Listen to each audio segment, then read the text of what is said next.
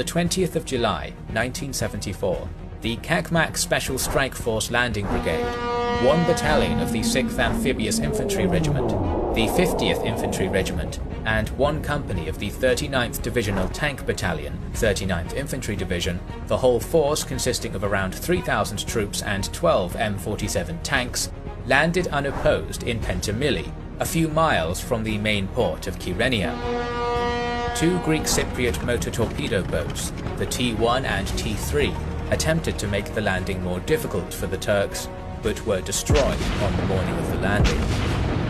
The first land attack by Greek Cypriots was made at 10 AM by elements of the 251st Infantry Battalion, supported by 5 T-34 tanks.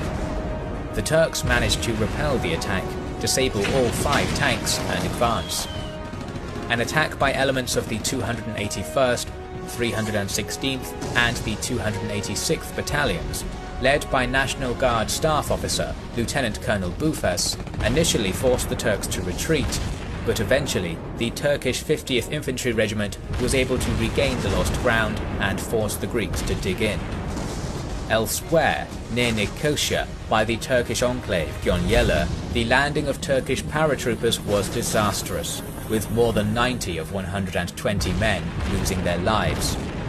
550 men and 20 tanks of Eltvik began the siege of Gözüyle, which was a strategic point on the Kyrenia-Nicosia road, cutting the island from the north to the centre.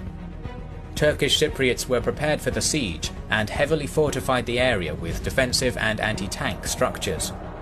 They were able to repel the initial Greek attack, and the following counterattack by the 399th Battalion inflicted significant damage to the Greek Cypriots, with at least 4 of their tanks being destroyed in the process. On the 20th of July, the Greek Cypriot forces attacked the Turkish Cypriot enclaves at Limassol, Paphos and Agaita Nicosia with different levels of success. In Limassol and Paphos, the Turks were defeated and many were taken as prisoners of war. On the same day, the United Nations Security Council adopted Resolution 353, demanding all foreign military personnel leave Cyprus and calling on Britain, Turkey and Greece to start negotiations to restore peace on the island. On the 21st of July, Turkish destroyer Kocatepe was hit by friendly fire after deception by Greek Cypriots and sunk with all of its 53-person crew. The Greeks also suffered from friendly fire, as approximately 30 commandos died when a Nor-Atlas aircraft transporting them from Crete to Cyprus was hit by Greek Cypriot anti-aircraft guns. The junta in Greece understood that local Greek Cypriot forces were not strong enough to defeat the Turks. The 537th Infantry Battalion, a battalion of tanks, and 500 Cypriot volunteers were sent as reinforcements.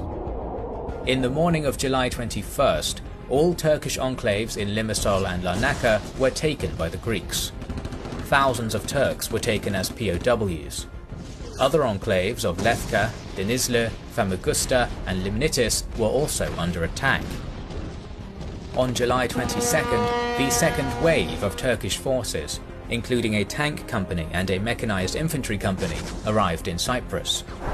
The Turks attacked Kyrenia, which was defended by 33 MK Commando and the 306th, 251st and 241st Infantry Battalions. They were able to take the town after losing 5 tanks. The force which took Kyrenia was able to establish communications between Kyrenia and Gözüyle. This was an important achievement, as firstly a Turkish enclave in Gözüyle was protected, and secondly, controlling Kyrenia allowed Turkey to send more troops to Cyprus. Greek defeats in the first days of the war led to the collapse of the junta regime in Greece on the 23rd of July. Britain tried to restore peace by organising negotiations between Greece and Turkey on the 25th of July. These talks went on until August 14th and did not achieve success. Turkey demanded the federalization of Cyprus, allowing the transfer of populations. The new president of Cyprus, Clerides, asked for 2 days to make a decision, but Turkey demanded an immediate answer and commenced its second wave of offensives on August 14th, Attila II.